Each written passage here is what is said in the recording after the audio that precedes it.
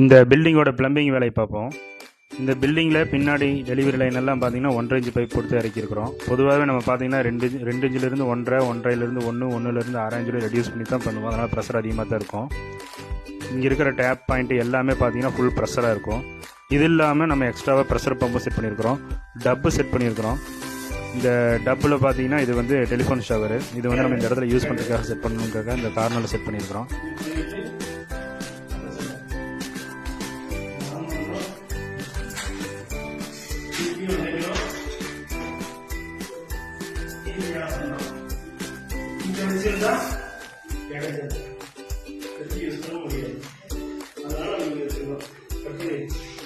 இது நல்லா ஃபுல் ப்ரெஷராக இருக்குது. இது இன்னொரு பாத்ரூமில் வந்துட்டு 3-in-1 வால் மிக்சர் செட் பண்ணியிருக்கிறோம், டெலிஃபோன் ஷவர் செட் பண்ணியிருக்கிறோம். சீலிங்கில் வந்து பார்த்தீங்கன்னா இது வந்து ஷவர் செட் பண்ணியிருக்கிறோம். இது ஹெல்த் பேசட் பாருங்கள், இது வந்து ஃபுல் ப்ரெஷராக இருக்கும். ஏன்னா மேலே ப்ரெஷர் போட்டு செட் பண்ணியிருக்கிறோம். அதனால் அதாவது இந்த செவுத்துலேருந்து ஆப்போசிட் வால் வரைக்கும் அடிக்குது. இந்த வாஷ் பேசனில் பார்த்தீங்கன்னா வாஷ் பேசன் செட் பண்ணியிருக்கோம். வாஷ் பேசனில் பார்த்தீங்கன்னா ப்ரெஷர் ஃபுல் ப்ரெஷராக இருக்கும். அது இல்லாமல் இதில் பார்த்தீங்கன்னா சீலிங்கில் வந்து ஷவர் செட் பண்ணியிருக்கிறோம். இந்த ஷவர் பார்த்தீங்கன்னா ரெயின் ஷவர் 1:1 பெரிய ஷவர்.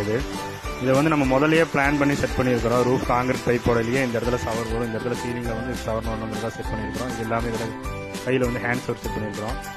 வாஷ் பேசன் வேஸ்ட் கப்பிங்கெலாம் பாப்அப் மாடல் செட் பண்ணியிருக்கிறோம். ஏன்னா இதில் பூச்சி வரக்கூடாது, ஸ்மெல் வரக்கூடாதுங்கிறதுக்காக வேஸ்ட் கப்பிங்கெலாம் பாப்அப் மாடல் போட்டுக்கிறோம்.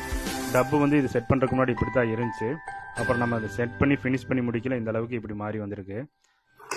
டப்பில் வந்துட்டு ஓவர்ஃப்ளோ இந்த கீழே வந்து தண்ணி வெளியே போகிறதுக்காக pop-up model waste cupping set பண்ணியிருக்கிறோம். இது தண்ணி நிறைஞ்ச உடனே நம்ம ஃபில்லில் அமுத்தி வச்சுட்டு லாக் ஓப்பன் பண்ணி விட்டோம்னா ஓப்பனாக ஃப்ரீ ஆயிரும். மேலே ப்ரெஷர் பம்ப் செட் பண்ணியிருக்கிறோம், கண்டெய்னர் டேங்க் செட் பண்ணியிருக்கிறோம்.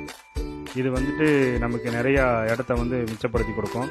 2 டேங்க் 2000 லிட்டர்